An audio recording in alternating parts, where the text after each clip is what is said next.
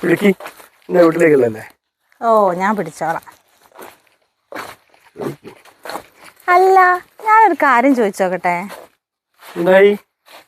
നിന്റെ വീട്ടിലേക്ക് പോകുമ്പോ മാത്രം 850 അലുവ, 350 മിച്ചർ, 430 ഓലവട അങ്ങനെയൊക്കെ വാങ്ങുന്നേ?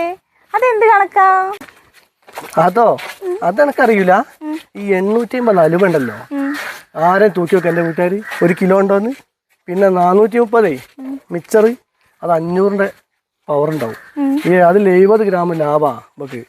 പിന്നെ ഉണ്ടല്ലോ 350 ഓലവട കവറിലാക്കിയാൽ ഇങ്ങനെ നിൽക്കും. 1 കിലോന്റെ പവറാ.